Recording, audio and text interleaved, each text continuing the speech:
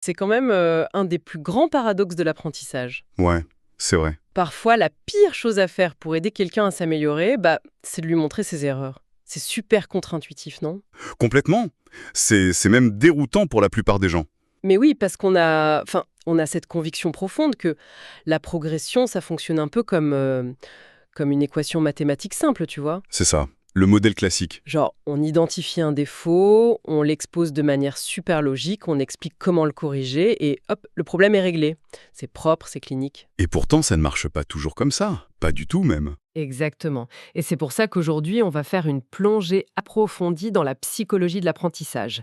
L'objectif de notre émission, c'est de comprendre pourquoi cette méthode de correction frontale, même quand elle est appliquée avec la meilleure volonté du monde, elle peut littéralement détruire la progression d'une personne. C'est un sujet fascinant vraiment parce que ça touche au cœur même de notre fonctionnement cognitif.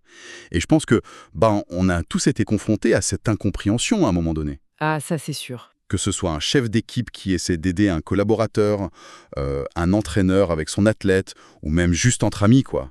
On donne un conseil technique tout à fait juste, et soudainement la personne en face se braque complètement. Ou pire, elle abandonne. Voilà, elle décroche totalement. Et c'est exactement la mission de notre analyse d'aujourd'hui. On va décortiquer cette mécanique invisible de la réception du feedback. Pourquoi une correction pertinente, formulée sans aucune intention de blesser, provoque parfois un blocage aussi brutal? C'est la vraie question. Et pour vraiment saisir ça, on va examiner un cas concret, une véritable observation psychologique qui illustre ce point de bascule à la perfection. Le décor est simple, mais il est lourd de sens. Imagine une élève qui vient tout juste de terminer un examen de rattrapage. Le contexte de ce rattrapage est hyper important pour bien comprendre. Cette élève, elle est parfaitement lucide sur sa situation, tu vois. Et elle sait très bien qu'elle a des grosses lacunes dans cette matière. Ouais, elle ne se fait pas d'illusions, quoi. Exactement, aucune illusion de grandeur. Mais pendant cette épreuve spécifique, il y a un truc inédit qui se produit. Pour la toute première fois de son parcours, elle a le sentiment intime d'avoir compris une notion. Et ça, c'est un détail qui m'a vraiment marqué quand je préparais cette analyse.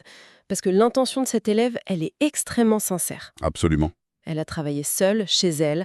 Elle n'a pas cherché de raccourci, elle n'a pas essayé de copier ou de faire illusion juste pour gratter la moyenne. Son seul but, en fait, c'est de savoir si elle a enfin réussi à sortir du brouillard. Elle attend juste un signal pour lui dire « Ok, j'avance Et cet état d'esprit si particulier, c'est ce qu'on appelle l'effort invisible. ».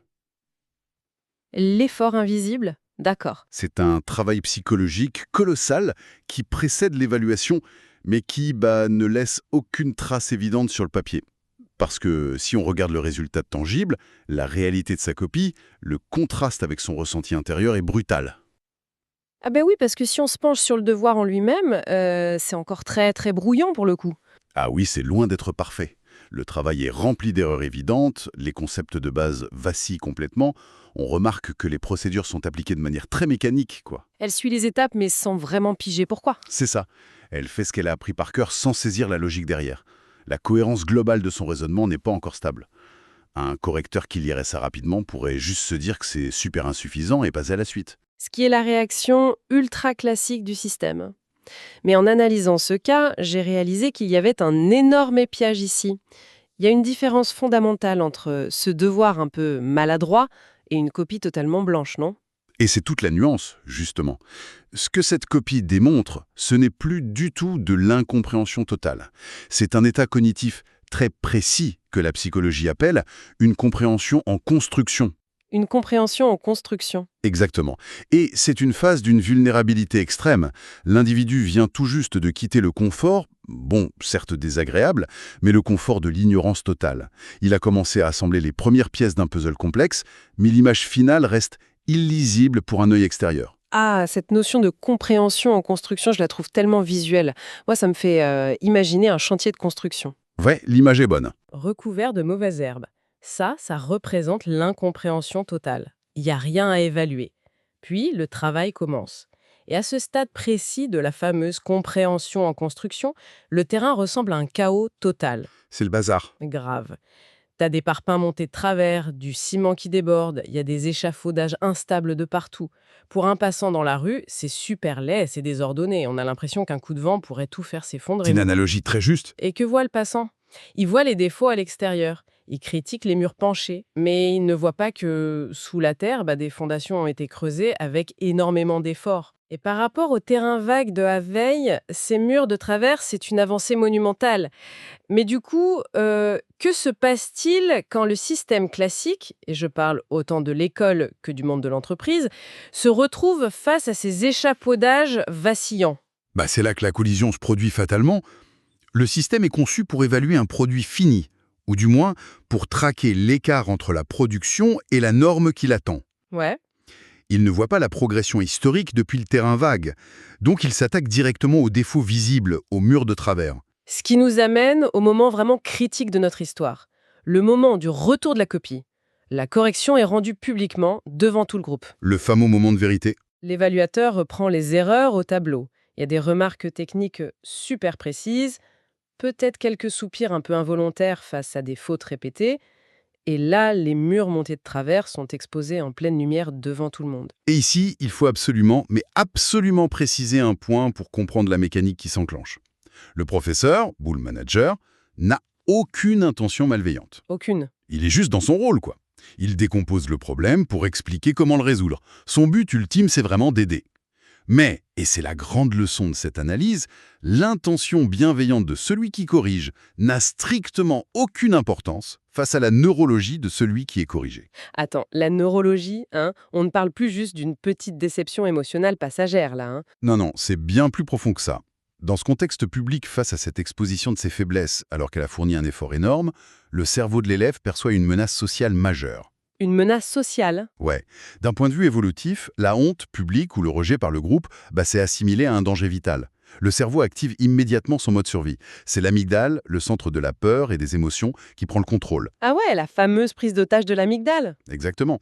Et en faisant ça, elle déconnecte littéralement le cortex préfrontal. Et le cortex préfrontal, c'est la zone responsable de la logique, de l'analyse et de l'apprentissage. C'est fascinant. Donc, quand on dit souvent d'un élève qu'il n'écoute plus ou qu'un collègue se braque, c'est pas de la mauvaise volonté ou de la bouderie, c'est vraiment une incapacité physiologique à traiter l'information technique à cet instant. C'est exactement ça. Le filtre psychologique devient totalement imperméable, les explications super claires au tableau sur la bonne formule ou la bonne procédure à suivre, ça rebondit sur un mur de briques. C'est fou. La seule et unique information qui parvient à traverser ce filtre, l'unique message que cette personne intériorise de manière indélébile, c'est « Malgré mon effort le plus sincère, ce n'est toujours pas suffisant ». Waouh, ce n'est toujours pas suffisant. C'est terrible quand on prend la mesure de cette phrase. C'est ravageur. Mais là, je t'arrête parce que cette explication, elle me pose un vrai problème pratique. Si je pousse la logique à son extrême, on fait quoi du coup? On ne peut pas simplement arrêter de pointer les erreurs sous prétexte que le cerveau de l'autre se met en mode survie? Bien sûr que non. Si la maison est mal construite et qu'elle risque de s'effondrer sur quelqu'un, il faut bien le dire. Est-ce qu'on doit sacrifier l'exigence de la vérité sur l'autel de la fragilité émotionnelle? Est-ce qu'on distribue des bons points à tout le monde, même quand c'est complètement faux? C'est une réaction hyper légitime. Et je te rassure, c'est même la résistance principale qu'on rencontre chez tous les professionnels quand on aborde cette mécanique. Mais en réalité, c'est une réaction qui nous enferme dans un faux débat. Ah bon? Un faux débat? Totalement. La question n'est absolument pas de savoir s'il faut corriger l'erreur. La réponse est un oui catégorique. Il faut corriger. L'apprentissage ne peut pas exister sans la confrontation au réel, sans la confrontation à l'erreur. La complaisance, c'est tout aussi destructeur que la critique sévère. Ouf, alors là, me voilà rassurée. Mais du coup, si le problème, c'est pas le fait d'exiger la justesse, où est la faille dans notre façon de faire? La faille, elle réside dans notre aveuglement face à l'état émotionnel du récepteur, tu vois. Très souvent, ce n'est pas l'erreur pointée du doigt qui provoque le recul d'un individu. C'est vraiment l'émotion ressentie au moment exact de cette correction. Le timing émotionnel, en fait. C'est ça. La véritable compétence d'un bon éducateur, d'un bon chef de projet ou même d'un parent, ce n'est pas seulement de repérer la faute. Ça, c'est facile. La vraie compétence, c'est de se poser cette question préliminaire. Ai-je identifié dans quel état se trouve cette personne avant de lui livrer ma correction? C'est un changement de paradigme total. On passe d'une évaluation purement technique à une évaluation où le paramètre psychologique est tout aussi important que l'exactitude de la réponse, quoi. Et c'est ce qui nous permet de redéfinir la véritable origine du décrochage. On a souvent tendance à penser que le désengagement, c'est un employé qui fait du quiet quitting ou un étudiant qui abandonne, on pense que c'est le fruit d'une longue accumulation d'échecs ou de mauvais bilans. Alors que ce n'est pas le cas. En réalité, le décrochage commence bien avant. Il s'enracine dans ce moment très précis qui a été mal géré par l'évaluateur. C'est la répétition de ces situations où l'effort invisible est écrasé par la correction de l'erreur visible qui fracture la motivation. Et cette fracture de la motivation, c'est ce qui mène au fameux cynisme défensif, c'est bien ça? Absolument. Faut bien comprendre que le cerveau humain, c'est une machine à optimiser l'énergie. Si une personne constate que lorsqu'elle s'investit à 100%, qu'elle se met en danger pour produire un travail imparfait, elle reçoit exactement le même niveau de critique et d'humiliation que si elle ne faisait rien du tout, Ah ouais, la conclusion logique s'impose d'elle-même. voilà. Le calcul est super vite fait pour le cerveau. À quoi bon? Pourquoi dépenser autant d'énergie mentale et émotionnelle si la sanction finale est identique à celle de la paresse absolue? Autant ne plus rien faire, au moins l'ego est protégé. C'est exactement la naissance de l'apathie. Et une fois que ce bouclier cynique est levé, je peux te dire qu'il est extrêmement difficile de ramener la personne dans une dynamique d'apprentissage. C'est hyper clair. Et là, il y a une autre image qui me vient à l'esprit, tu vois. C'est un peu plus organique que l'histoire du chantier de construction. Moi, je trouve ça hyper utile de visualiser ce mécanisme comme l'arrosage d'une plante en pot. Ok, vas-y, je t'écoute. Si on imagine une plante qui a beaucoup souffert de sécheresse, la terre dans le pot, elle devient complètement aride, dure et très compactée. Et pour moi, cette terre fermée représente parfaitement l'état émotionnel défensif et super vulnérable de la personne qui se trouve dans cette fameuse compréhension en construction. Le parallèle est excellent, vraiment très parlant. Et du coup, la correction technique froide et frontale, c'est comme prendre un gros seau d'eau et le déverser d'un coup sec sur cette terre compactée. L'eau, en soi, c'est l'information vitale. C'est la vérité, la correction. N'être pas. Elle glisse sur la terre dure, elle déborde du pot, et pire encore, elle va raviner la surface en creusant un trou et en abîmant la base de la plante. C'est terrible comme image, mais c'est ça. La plante meurt de soif alors qu'elle vient littéralement d'être inondée d'eau. La question devient donc évidente. Comment on fait pour que l'eau pénètre? Il faut d'abord biner la terre. Absolument. Mais de manière pratique, dans une conversation humaine dans la vraie vie, comment on fait pour biner la terre? Biner la terre, c'est pratiquer la validation préalable de l'effort invisible. C'est l'acte de rendre l'amygdale silencieuse pour permettre au cortex préfrontal de se réactiver. Concrètement, ça demande à l'évaluateur de formuler à voix haute ce qu'il perçoit de la démarche, avant même de parler du résultat. Est-ce qu'on pourrait donner un exemple super concret des mots qu'on pourrait utiliser? Parce que, pour que ce soit clair pour ceux qui nous écoutent, il ne s'agit pas de mentir ou de flatter artificiellement, on est d'accord? Pas du tout, aucune flatterie là-dedans. Prenons le monde de l'entreprise, par exemple. Ok. Un jeune analyste te rend un premier rapport qui était très attendu. Tu le lis, et les données sont mal croisées, la conclusion est erronée. Le manager classique dirait direct, c'est faux. Il faut refaire cette partie, les graphiques ne sont pas bons. Le fameux seau d'eau sur la terre sèche. Exactement, zéro pénétration. Pour biner la terre, ce même manager devrait dire par exemple « J'ai lu ton rapport. Je vois que tu as essayé d'appliquer la nouvelle méthode d'analyse qu'on a vue le mois dernier, et l'intention de croiser ces deux bases de données, c'était une excellente initiative. C'est une vraie prise de risque de ta part, et c'est la bonne direction. » Et là, j'imagine que la magie opère. Le cerveau de l'analyse se détend d'un coup. Complètement. La menace sociale disparaît parce que son intégration au groupe et son statut de travailleur acharné sont validés en premier. C'est exactement ce qui se passe sur le plan neurologique. Et c'est seulement à ce moment-là que la correction technique intervient. Le manager peut alors dire « Maintenant, si on regarde l'application mécanique, il y a un problème de cohérence sur la page 3. Regardons ensemble comment ajuster cette équation pour que ton idée de départ fonctionne. » C'est génial. La correction technique n'est plus du tout perçue comme une arme qui sanctionne un échec global. Elle devient un outil de précision qu'on t'offre pour finaliser une œuvre qui est déjà reconnue. La nuance est spectaculaire au niveau des résultats. La personne n'entend plus « tu n'es pas au niveau », elle entend plutôt « ton effort est précieux, voici comment affûter ta technique ». C'est un principe qui semble tellement évident une fois qu'on l'explique, mais pour le coup, ça requiert une vraie discipline personnelle pour l'appliquer au quotidien. Ah ça oui. Parce qu'il faut lutter en permanence contre notre propre réflexe de vouloir régler le problème apparent le plus vite possible, tu vois. Le stylo rouge, quoi. C'est ça. Et cette discipline, elle s'applique vraiment à toutes les sphères de la vie. Pense à un entraîneur sportif. Prends un joueur de tennis qui tente de modifier son service après des semaines d'échecs. D'accord. S'il tente le nouveau geste en plein match et que la balle termine dans le filet, l'entraîneur qui hurle « Pas comme ça, ton bras est trop bas !» il va juste figer le joueur dans la frustration totale. C'est clair. Mais l'entraîneur qui a compris cette histoire de compréhension en construction, il dira « Ok, le transfert de poids était parfait, tu as enfin cassé ton ancienne habitude, maintenant il ne reste plus qu'à remonter légèrement le coude. » Mais oui, on fait le même constat dans nos relations personnelles en fait.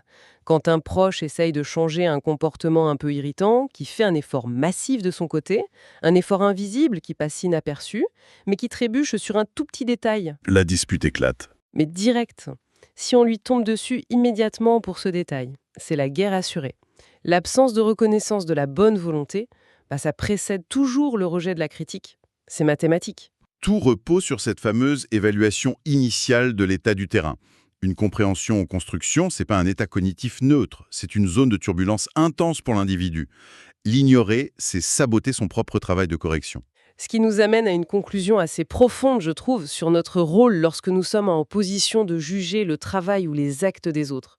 L'idée maîtresse à retenir de cette analyse d'aujourd'hui, c'est que la pertinence d'une correction n'est qu'une moitié de l'équation. C'est très bien résumé, hein. L'autre moitié, qui est vitale, c'est la compétence relationnelle d'évaluer la réceptivité émotionnelle de l'autre.